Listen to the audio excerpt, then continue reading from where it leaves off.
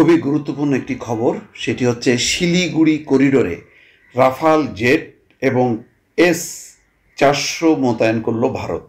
এটি অত্যন্ত উদ্বেগের বিষয়, চীনের জন্য যেমন তেমনি বাংলাদেশের জন্য। চিকেন নেকে এই তাদের সামরিক সরঞ্জাম স্থাপন করলো বা মোতায়েন করলো, কেন করলো, কোন উত্তেজনার প্রেক্ষাপটে, সেটা এখনও পরিষ্কার না। শিলিগুড়ি করিডোরে ভারতের সামরিক তৎপরতা নজিরবিহীনভাবে বেড়েছে।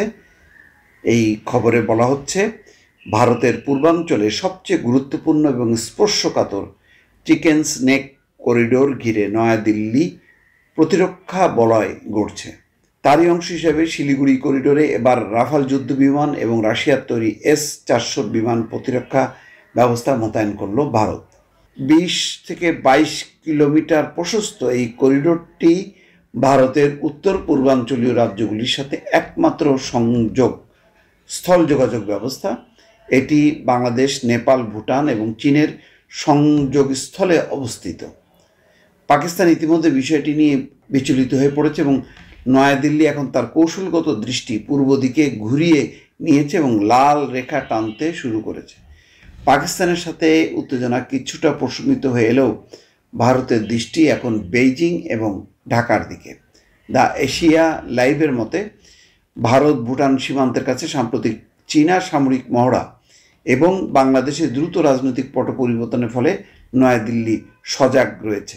উদ্বেগের বিষয় হলো, ডক্টর মোহাম্মদ ইউনূসের নেতৃত্বে ঢাকার অন্তর্বর্তীকালীন সরকার চীন এবং পাকিস্তানের দিকে ঝুঁকে পড়ছে বলে জানা গেছে, যা ভারতের পূর্বে কৌশলগত ভারসাম্য পুনর্গঠন সম্ভাবনা তৈরি করেছে।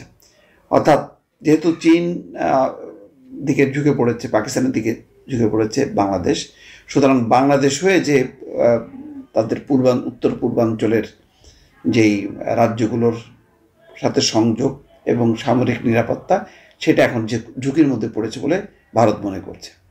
এই প্রতিক্রিয়ায় ভারত তার আন্তর্জাতিক সীমান্তের 10 কিলোমিটারের মধ্যে মানববিহীন বিমান চলাচল নিষেধাজ্ঞা কঠোর করেছে এবং সমগ্র পূর্ব সীমান্ত জুড়ে আকাশপথে নজরদারি জোরদার করেছে।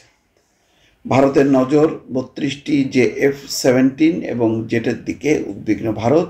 বাংলাদেশ 32টি চীনা পাকিস্তানি F-17 থান্ডার যুদ্ধবিমান কিনতে পারে বলে প্রকাশিত সংবাদ, এটি প্রকাশিত হওয়ার পর ভারতের উদ্বেগ আরও বেড়েছে। বিমানগুলো খুবই অত্যন্ত আধুনিক এবং দূরপাল্লার ক্ষেপণাস্ত্র দিয়ে সজ্জিত।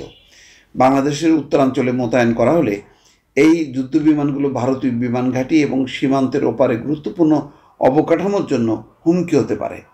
সম্প্রতি পাকিস্তানি একটি প্রতিনিধি দল গোয়েন্দা তথ্য ভাগাভাগি এবং সন্ত্রাস বিরোধী সহযোগিতা নিয়ে আলোচনা করতে ঢাকা সফর করেছে বলে খবর প্রকাশিত হওয়ার পর পরিস্থিতি আরও খারাপের দিকে গেছে। মোট কথা, এখন আর ভারত আর বিশ্বাস করছে না বাংলাদেশকে। তারা মনে করছে চীন, পাকিস্তান এবং তাদের বাংলাদেশ, এই 3 দেশ মিলে ভারতের উপর একটা ঝুঁকি তৈরি করবে। সেই ঝুঁকির মোকাবেলায় তারা পাল্টা এই শিলিগুড়িতে তারা তাদের রাফাল যুদ্ধবিমান বা S-400 সেটি মোতায়েন করেছে এবং ইতিমধ্যে দেখেছেন যে সীমান্তে নানান রকম উত্তেজনা তৈরি করা হচ্ছে, পুশিন করা হচ্ছে, একটা অস্থিরতার মধ্যে রেখেছে বাংলাদেশকে।